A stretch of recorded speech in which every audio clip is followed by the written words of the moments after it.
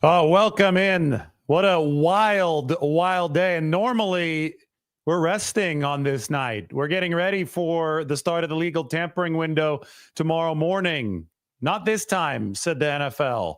It got crazy, especially for a 45-minute period in the afternoon where Josh Allen's new contract, the record in terms of guaranteed money, helped everyone out, including Brock Purdy. I'll talk about that in a little bit. But Davante Adams signed with the Los Angeles Rams in the NFC West just before that. And as soon as I went live to talk about Josh Allen, we saw the wide receiver market get even wilder with the DK Metcalf trade. A second-round pick headed to Seattle, and Pittsburgh finally gets their wide receiver. Remember, they wanted Brandon Aiyuk bad last offseason, but the 49ers refused to trade him. Then when they're finally considering pulling the trigger and trading Aiyuk said, no, wait, I want to sign with the 49ers. So Pittsburgh didn't get their wide receiver.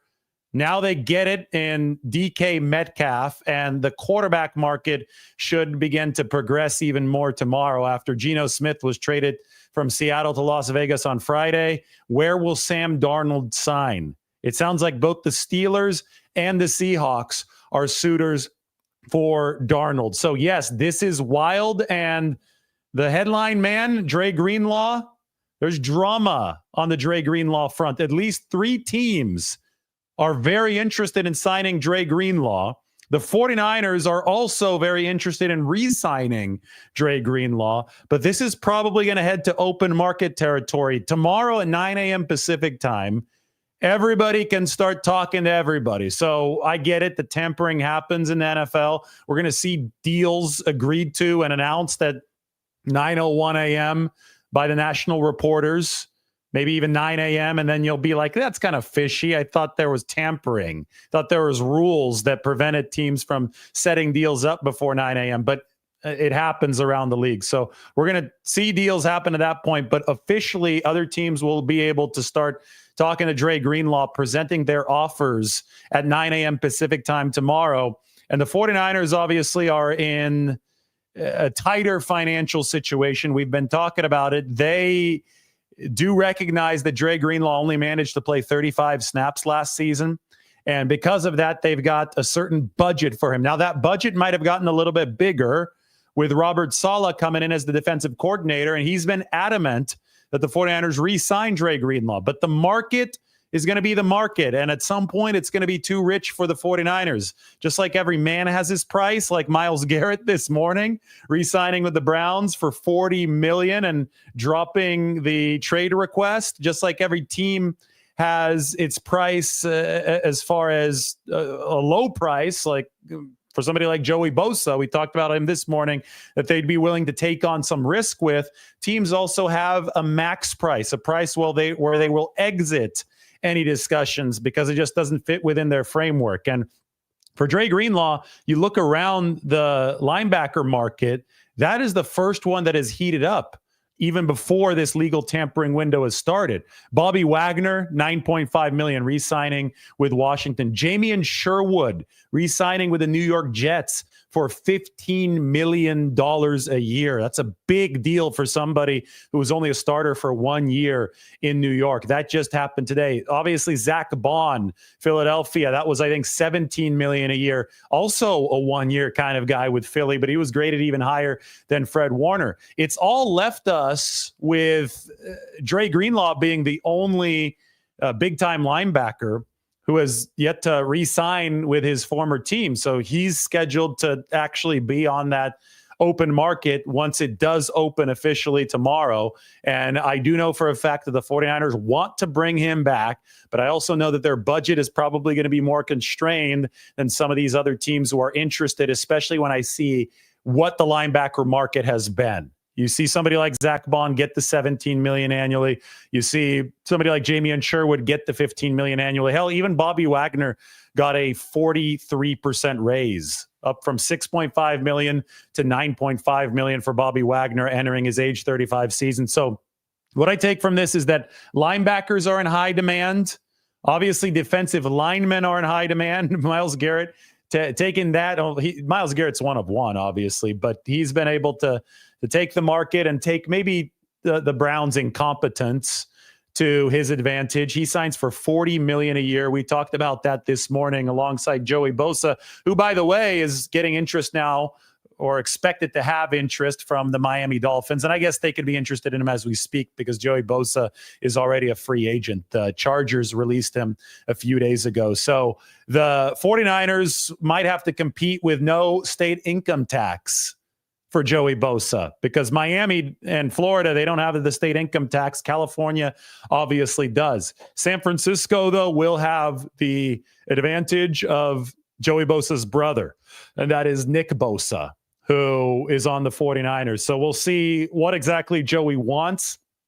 But earlier this morning, we reported that San Francisco, this was from Tim Kawakami, the 49ers and Joey Bosa were making progress in talks, closing in on an agreement, but Joey Bosa is free to talk to other teams too. And if he's blown away by another deal, maybe one without the state income tax over in Florida, that can change the prospect for the 49ers, who will be restrained in how much they can offer Joey Bosa as well, because they obviously are going for cost efficiency. Earlier today, the 49ers also made a move. This is a significant one. They released, or plan to release, Malik Collins. They could still see if somebody will trade for Malik Collins, but coming up on March 22nd, he's got an option bonus of over $8 million due to come his way. And that means that the 49ers have had to make a decision sooner rather than later on, does Malik Collins stay with the football team for the final year of his contract, which they inherited from the Houston Texans in the trade last year. It all adds up to $8 million option bonus, plus the base salary of about 1.3 million, plus about $500,000 in bonus money. It all adds up to exactly $10 million due to Malik Collins this year, none of which is guaranteed. So the 49ers have decided they really want to save that $10 million in the interest of cost efficiency moving forward. And as they do save that $10 million, maybe they could recoup a draft pick if somebody wants to trade a 7th for Malik Collins. I was joking around on Twitter today. I said the 49ers should ask for pick number 262, but they can get something back in theory. If they don't get anything back, they're still going to release him, save that $10 million. The savings in total for San Francisco from just defensive tackles alone are now $68 million over the course of the past calendar year. Going back to Eric Armstead, saved the 49ers $18 million. Javon Hargrave, that's going to be a post-June 1st cut that is officially going to go through on Wednesday once the new league year starts. That's going to save the 49ers $40 million. Malik Collins, another $10 million. You sum that up, and it is $68 million. 49ers have stripped the DT room down to the studs. They're going to rebuild that defensive tackle room. There's only 3 guys under contract there right now, but it's a really strong draft class. They're interested in Jonathan Allen. Once the floodgates open tomorrow, they can sign Allen now, by the way, but maybe he's waiting for the open market to really roar to life so he could see what's going on. But the 49ers, once everything opens up tomorrow, we're going to be watching the entire league, and these moves are going to start coming. They may start coming fast. I don't think the 49ers are going to completely shy away from spending money. I think that they're going to be players in this free agency, as every team is going to have its opportunities to sign some of these guys when the legal tampering window opens, or at least agree to terms with these guys. And I think the 49ers are going to be in on some of the action tomorrow. All of their actions so far have indicated that they will be in on the action to acquire new players, with the NFL draft being the 49ers' primary method of team building. It already was last year. They had a really good draft class. It definitely is going to be this year, with 11 more picks coming, with some house cleaning already having happened, a lot of house cleaning already having happened, and more almost certainly on its way. The Josh Allen contract, this is what I want to talk about first. I mean, just awesome, fascinating stuff. Josh Allen signs for $250 million guaranteed. Total guarantees, $250 million for Josh Allen, which is the highest that we've ever seen in total guarantees. Now, we've seen more in full guarantees, but only in that crazy, crazy bad deal for Deshaun Watson from the Cleveland Browns. So we can take a look at the quarterback grid here, and let's sort this by average per year. Josh Allen's at $55 million per year. And this is why it helps everybody, including Brock Purdy and everybody who likes to follow these contracts. The money is not at the very top, which goes to show us that there is still some sanity left in the way that these contracts work, that not everybody is focused on the number that actually substantively means the least. APY was not king in this Josh Allen renegotiation. Instead, total guaranteed money was king. So this obviously doesn't have Allen updated yet, but Dak Prescott had been the high water mark at $231 million. Josh Allen is at $250 million. So that is a big jump in total guaranteed money. Now, we don't know the fully guaranteed money yet, but this is what I'm talking about when we talk about the massive chasm. Maybe I could even zoom in for you guys a little bit. That's a little tough. No, we can't. Oh, yeah, we have to zoom. There, this is much better, right? Yeah, you can see fully guaranteed money. The massive chasm between Deshaun Watson and Joe Burrow and the rest of the guys, Trevor Lawrence, Lamar Jackson, Justin Herbert, $230 million fully guaranteed and the worst contract ever awarded in NFL history from the Browns to Watson. Burrow is the high water mark that the NFL is actually taking seriously. So this deal for Josh Allen will almost certainly not surpass Deshaun Watson in fully guaranteed money, but it will surpass Joe Burrow in fully guaranteed money because his total guaranteed money is already $31 million higher than Joe Burrow's. So I expect it to be, 160, maybe $170 million in fully guaranteed money, further raising the quarterback market, at least amongst the contracts that will be considered contracts that create precedent. Now, the difference between fully guaranteed money and total guaranteed money is that total guaranteed money is all money that is guaranteed, including guaranteed for injury. So you'd only be able to claim that, though, if you got hurt. Fully guaranteed money is guaranteed for skill. So that's money that even if you're a terrible quarterback, even if your skills completely fall off, you're still owed that money. A team can't cut you and get away with it, which is why fully guaranteed money is a very strong barometer of the power of a deal. Brock Purdy's contract, once this is signed with the 49ers, should be more closely scrutinized for the guaranteed money than the APY. That's what Josh Allen's contract today told us. APY can be inflated. Dak Prescott's APY, to lead the charge, you can see it here at $60 million per year. Dak Prescott's APY includes a lot of money that isn't guaranteed toward the back end of the deal, that simply just raises the average to make it look good. Agents love parading around APY. Some players love parading around APY. It is really refreshing to see that it didn't matter all that much to Josh Allen. I mean, he could have said, I'm not showing up until you give me $60 million APY or $61 million APY to the Buffalo Bills. And they ultimately would have had to relent. But it would have been a big dog and pony show. The guaranteed money, the actual substance of the deal, the part that's a little bit harder to understand, but I'm explaining it right now, that was more important for Josh Allen. So I'm glad, because you guys have heard me talking about this for months now. I've been saying, hey, pay attention to the guarantees, not just the APY. Those are going to be important. The fact that that was more important to the MVP of this league when he's got all the leverage in the world as a 29-year-old quarterback, the fact that that was more important than the APY, I think reintroduces a level of sanity to all of these quarterback discussions. So that way, when we get the Purdy number, people aren't going to pretend like they know what API even represents or means on a deeper level. People are going to have to look deeper into the contract. At least we will look deeper into the contract, and we're going to compare the guaranteed money to all of the deals at the top. That's where my Brock Purdy projection was rooted. That's where the analysis is going to be rooted moving forward. And I think the parameters are tightening up. The 49ers aren't going to have all that much wiggle room. We knew they wouldn't. The market's going to be the market, but the market's going to be clearly defined with 2025 parameters between Josh Allen's deal, which is obviously a ceiling type of deal, and then we're going to have floor type of deals like Sam Darnold's, and even lower than that, a basement type of deal in relation to all of these is going to be Geno Smith's at about 40 to 45 million per year. So that is crazy news today.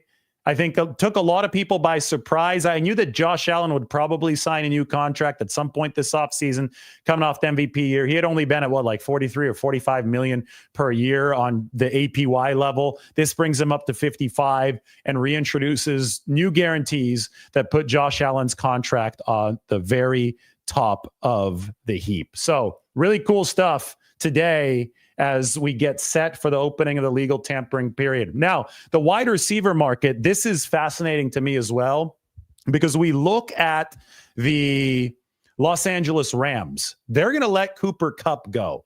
They thought that whatever Cooper was scheduled to make this year, about $20 million, was too much, but they're fine with Davante Adams, who's the same age, 32 years old, at about $23 million per year, with $26 million fully guaranteed. So Sean McVay obviously thinks higher of Davante Adams' game at this point in his career than Cooper Kupp's. And you're going to pair Davante Adams with Puka Nacua, and you've got a guy that's roughly on the schedule of the quarterback, Matthew Stafford, who's a bit older, but he plays a different position. Matthew Stafford is 37. Davante Adams is 32. It is going to be a mad dash. This is like the Rams doing what they did in 2021, except the light version of it, right? A mad dash to win a Super Bowl for Matthew Stafford and the offensive guys, Davante Adams as well. Back in 2021, I think things were very focused around Aaron Donald and the defense. Now the defense is a bunch of young guys for the Rams. They've cleaned house on that side of the ball, but they're putting the old guys, and they're, all the experience on this football team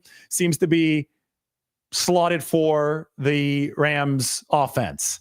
And how this works, we'll see. But Matthew Stafford hadn't been great over the past couple seasons. 2022, 2023, and 2024 have generally seen diminishing returns from Matthew Stafford. Will Davante Adams help the offense? Will a better offensive line? We'll see if they've made the offensive line better help the offense. Will the running back position, which seems to be maturing for the Rams, help the offense? And how much will it help the offense? We'll see, because I think the level at which Matthew Stafford has been playing over the past 3 seasons has not been good enough to win a Super Bowl. He's upped his game in the playoffs. That's a very small sample. And just to make the playoffs this past season, I still point back to that Thursday night game against the 49ers where San Francisco dropped multiple interceptions. Davante Adams or not on the field, Stafford's going to have to avoid that, and he's going to have to show a fountain of youth as he enters his age 37 season. But we talk about the wild wide receiver market. How about DK Metcalf? The new money on this deal with the Pittsburgh Steelers actually makes it worth $33 million annually. So to give you a little bit of a ranking at the wide receiver position, I tweeted this. I've got to just catch up on everything that I have been tweeting to put this all out for you visually. Here we go. DK Metcalf is now under contract, I believe, for 6 years. It was a 5-year, $150 million deal for DK. Look where this one ranks in terms of the APY. Justin Jefferson at number 1, $35 million per year. CeeDee Lamb at number 2, $34 million per year. And DK now with the new money on this deal, 4 years, $132 million. So he's under contract for 5 more years. He's added 1 plus the 4 years from the Pittsburgh Steelers is at $33 million per year. For comparison's sake, Brandon Aiyuk was 4 years, $120 million with San Francisco. So ended up being $30 million per year. You've got cap inflation year after year. A lot of people think that Pittsburgh paid too much here, but Pittsburgh has been desperate to add a receiver. Speaking of Aiyuk, that's who they were trying to trade for last offseason. We saw some of those trade packages presented from those AFC North teams for Brandon Aiyuk. The Cleveland Browns, a 2, a 5, and Amari Cooper for Brandon Aiyuk. Obviously, Aiyuk vetoed that one. And then whatever the Steelers were offering, the 49ers didn't take, even though they might have been close to taking it, because Aiyuk did get the $30 million. If Aiyuk is traded this offseason, it's going to be a $27.5 million deal annually that another team inherits.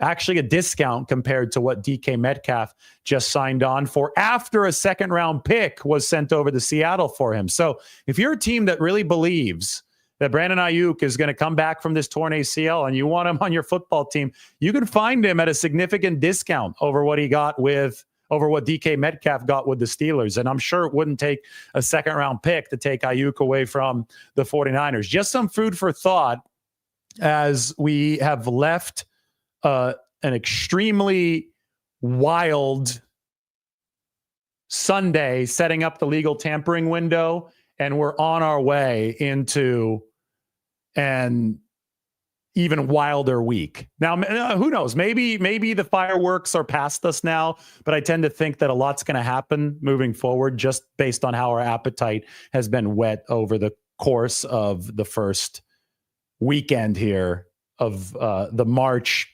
active period in the NFL. So it's going to be really good. I'm really glad that we put out the roster builder about a week ago, gave you guys a chance to work on your rosters and put your version of what you thought was going to happen. I'm sure just like brackets, they're all busted at this point. It's all wrong at this point. But whoever got the closest, you'll be in consideration for the Internet GM of the year. It's hard to believe that we started this day with the 49ers closing in on Joey Bosa and Myles Garrett, showing that he and every man, in fact, has his price. And then we went to Josh Allen, Davante Adams, Jamie Sherwood off the table. Guys like Harold Landry changing teams. Harold Landry went from the Titans, now signing with Mike Vrabel, his former coach in New England, all the way to Davante Adams, and then the DK Metcalf trade from Seattle to Pittsburgh. Mike, is there anything that I missed in that big rundown? Mike will let me know if there's anything that I missed. We got molten lava chocolate cake coming up. It's not coming on the show today, but it will be consumed in just a little bit. This is our warm-up show for the free agency period. It starts tomorrow. Now, just to be clear, the NFL new league year doesn't start until Wednesday, but the tampering window opens tomorrow, and for all intents and purposes, that usually is when all the good stuff gets going because the teams can negotiate with new players. The 49ers, we should look at the roster right now to really give you a lay of the land as we enter this player acquisition period. This is the moment that a lot of people wait for throughout the course of the offseason. And, we're talking about Dre Greenlaw. This is the 49ers 2025 roster as it looks right now. I could zoom in, look at their linebackers: Fred Warner, D. Winters, Tatum Bethune, or Jalen Graham. You can argue about who's the linebacker 3. They need to add a linebacker. There's a reason they really want Dre Greenlaw back. D. Winters might be faster than Dre Greenlaw, but Dre Greenlaw is an animal out on that field. And everybody saw it over the course of the 35 snaps that he did play in 2025. Or 2024. And I think if Dre Greenlaw had not been able to come back in 2024, 49ers almost certainly would have gotten him to a prove-it deal, a cheaper deal. But the 35 snaps that he put on tape against the Rams and then against the Dolphins have drawn the interest from other teams around the league because I've never seen anybody come back like that from an Achilles tear. It really showed that Dre Greenlaw is special. And I think Robert Saleh realizes that. I think the 49ers, who are reconstructing the defense, who plummeted to number 29 against the run last year without Greenlaw in the lineup, I think they recognize that. And I think that they're going to put on as much of a press as they can to try to keep Dre Greenlaw in the building. But it's going to be very, very difficult for San Francisco to do that, in which case we're going to start watching alternatives at linebacker. Mike's favorite is EJ Speed as far as a veteran player. But the 49ers can also turn to the draft. Even if they draft somebody like Nick Emanwuri, the safety out of South Carolina, if that's their first-round pick, you consider that to be a way to pick up slack at that linebacker level because it's a really versatile player. It's a joker type of player that can play in multiple different spots on the back end. So somebody like Nick Emanwuri would definitely fit the mold of the 49ers defense in as far as adaptability on the back end with a lot of slack needed to be picked up on the linebacker level. There is a hole right now at defensive tackle. Malik Collins is gone. Malik Collins either will be released or he's going to be traded if the 49ers can find a way to recoup a 7th-round pick. So the only 3 defensive tackles entering this free agency period on the roster are Kalia Davis, Evan Anderson, and Jordan Elliott. Not exactly a who's list of defensive tackles. So the 49ers are going to have to get to work there. I think Jonathan Allen's name might look good in this spot for the 49ers. You know who else might look good in the spot? DJ Jones, the former 49er, the fire hydrant in the middle. He's spent the past 3 seasons with the Denver Broncos.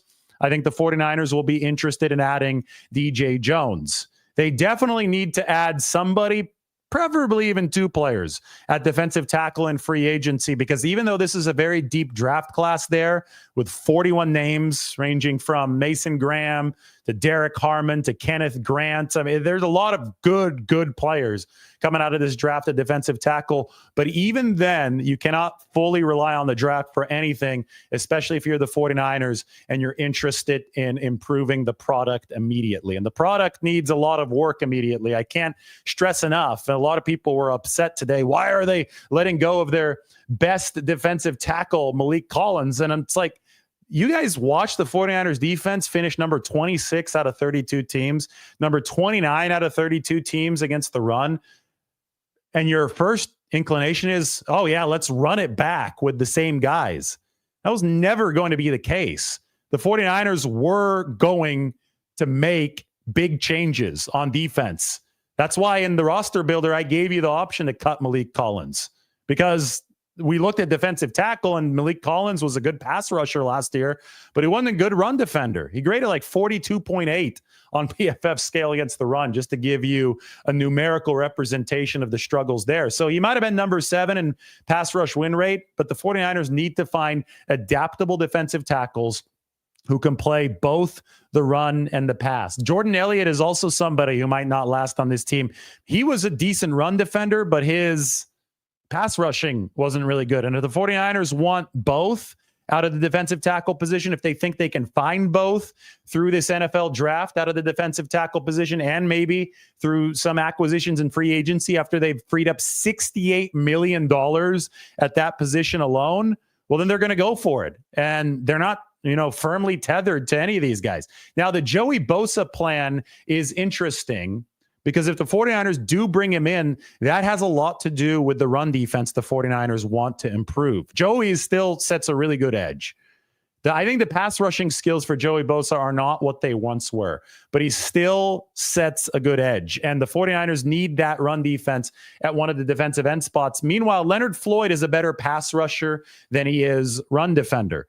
The plan, and Tim Kawakami reported this today, if the 49ers are able to land Joey Bosa, would be that he plays more against the run and Leonard Floyd is a sub-package guy against the pass. So Joey at this point of his career and Leonard Floyd at a later point of his career, they're rotational defensive ends, both of them for the 49ers. And I think if you focus on the strengths of both players, you can actually build a comparatively strong defensive end group, especially considering the fact that Yetur Gross-Matos still is entering year 2. This is a guy who won Defensive Player of the Week for his performance against Chicago in December, and he can play both outside and inside for the 49ers. So that is an adaptable group of defensive ends that the 49ers are building. But first, they would like to secure Joey Bosa, and then they've got to complement that group of defensive ends with defensive tackles. Another place where San Francisco must fortify is cornerback. They are rebuilding this entire defense. I cannot stress how big of a project this is for the 49ers as we enter the legal tampering window. The entire defense should be rebuilt because they plummeted and is being rebuilt. The first step was bringing Robert Saleh back. That's great for the 49ers. The second step has been, again, stripping down some of these position groups to the studs. The ones naturally that were at that spot are cornerback because expiring contracts, linebacker because of expiring contracts, and defensive tackle because not just because of expiring contracts, but because the 49ers have now stated their intention, or at least it's been reported that their intention is to let go of their top defensive tackle, Malik Collins, to try to build this unit back into a better version. So when we move down to the cornerback position, Charvarius Ward is likely going to sign elsewhere. I think he's going to command a decent amount of money. He made $14 million a year for the 49ers over the course of the past 3 seasons, even despite the down season with the personal tragedy in 2024. I would expect Charvarius Ward to be ready to go, to bounce back, and the 49ers had long expected him to be priced out of their range. That's probably going to happen to Charvarius Ward, and he's going to sign elsewhere. So San Francisco's going to have to figure out what to do to stock up the cornerback position. Does that mean bringing in DJ Reed? Very potentially. I think DJ Reed would be a good name for the 49ers as far as somebody who can fit outside and inside and be like Deommodore Lenoir, since he essentially was the first Deommodore Lenoir, 5th-round pick for the 49ers back in 2018, who could play both slot and outside. And then, of course, there's the safety position. Watch Rayshawn Jenkins, watch Julian Blackmon. Talanoa Hufanga almost certainly is gone. 49ers will not find a price point, I don't think, with Talanoa Hufanga that reflects their comfort with his health. I mean, that's the big elephant in the room over the course of the past season and a half with Talanoa Hufanga after he tore his ACL and then he tore his wrist ligament. Malik Mustafa has come in and done a great job as a rookie. Then they have to figure out where exactly Jair Brown's going to slot in. They were already interested in bringing in safety help last year. Let's see if they stay interested in that this year. The money that's been cleared has set things up for the 49ers to do the spending that they feel will be necessary in the defensive reconstruction that's going to be starting in very earnest tomorrow during the legal tampering window. Of course, on the offensive side of the ball, there's not as much to reconstruct for the 49ers. Deebo Samuel no longer on the roster. We're going to figure out who QB2 is, that they may be active on the quarterback market. We'll see if they're active on the tight end market or if that's something they do through the draft. I do expect the mid-range receiver to be added. And we never really expected Davante Adams to come to the 49ers. That was always a long shot. But again, somebody like, let's say not Mike Evans, sorry. So Keenan Allen. I was thinking wrong receiver in his young 30s in this league. Mike Evans already approaching the mid 30s. That would be quite a haul for the 49ers, but he's with Tampa Bay. Somebody like Keenan Allen, somebody like Darius Slayton. I think Slayton's a little bit lower profile than Keenan Allen, but Robert Woods has also been tossed around as a potential name, but I think Keenan Allen would be the splashiest possible signing for the 49ers at wide receiver. And then the splashiest possible signing tomorrow at offensive line, one that I do not consider to be likely, is Drew Dahlman at center. I personally think that signing Drew Dahlman would be like a rising tide that lifts all boats, but I think that he's going to cost a fortune. We've already seen linemen flying off the shelves, right? I mean, we've already seen that position. It is just in such a scarcity right now. The defensive linemen have the competent, athletic, game-changing defensive linemen have just outnumbered the game-changing counters to them, to the offensive linemen, to where the supply and demand is all screwed up. So every single offensive lineman that has hit the market, even Alex Kappa, who gave up the most pressures in the NFL last year, he signed a deal worth $5.5 million annually. We're expecting Aaron Banks to sign a huge deal tomorrow. That's not really befitting of the level of play that we saw from Aaron Banks, but the market is the market. So I would really, really expect Drew Dahlman to command close to $20 million. That's how good of a player he is. He's emerged into the top 5 center. I think centers are getting more responsibility around the league on a year in, year out basis with the Shanahan offenses who entrust the centers with the protection calls proliferating across the league. So it's never been a better time for somebody like Drew Dahlman to be a free agent.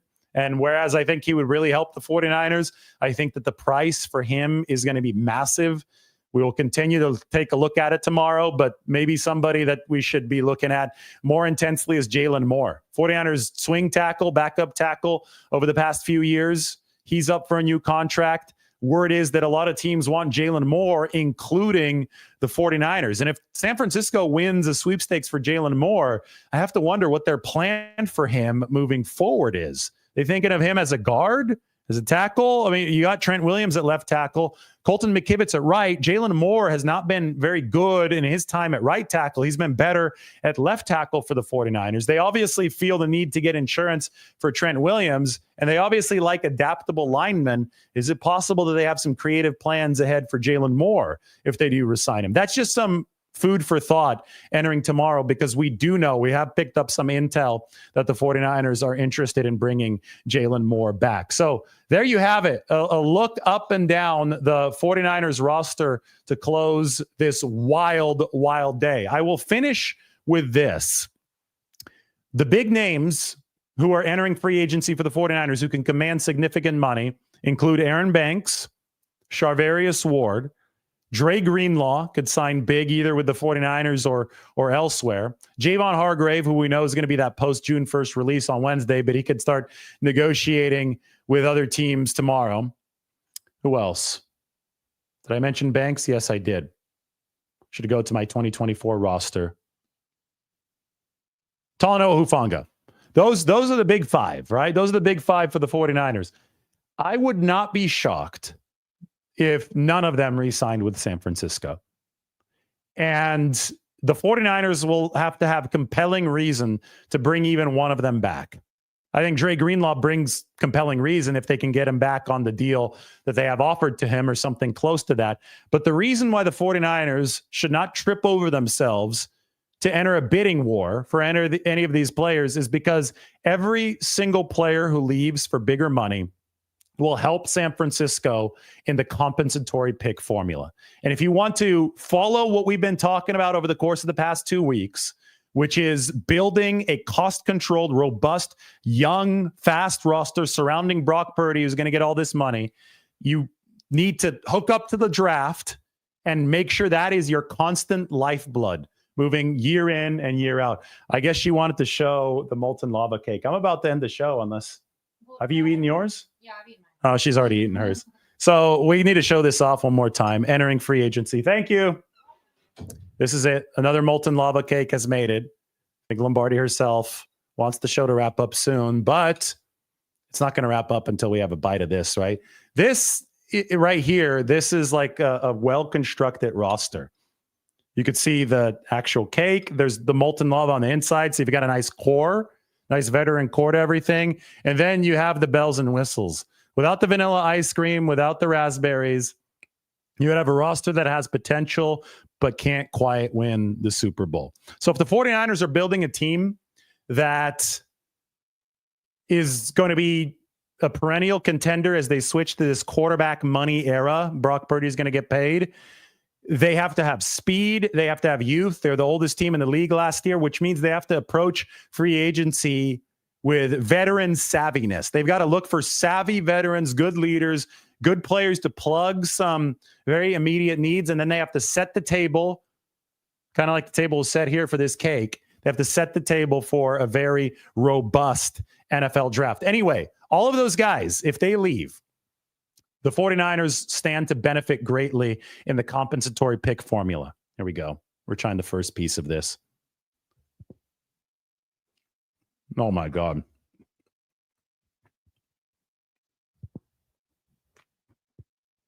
Well, yeah, it's molten. That's for sure. And it's really damn good. We're going to go thank the cook because this is awesome. And I'm finishing with my final thought. The comp pick formula for San Francisco has been the lifeblood of this team getting an edge as far as extra darts to throw at the wall in the draft. That is how you keep things cost controlled. That is how you keep your team young, fast, and as healthy as possible. They fielded some good rosters over the course of the past few years. Tomorrow is the next step for the 49ers in starting to add those building blocks. And you should pay just as much attention to the signings the 49ers make as the signings they don't make tomorrow. Because the signings they don't make, some of the players who can walk and some of the players who they decide not to sign so they don't hurt themselves in the compensatory pick formula, those will determine exactly how many draft picks the 49ers have and where they have those draft picks in future years. It is a long-term project. We look at cap space in the long term. We look at team building in the long term. Tomorrow is going to be very, very fun as the 49ers take the next step in building this team around Brock Purdy. All right, busy day. Time to eat this. It's awesome. We'll talk to you guys soon.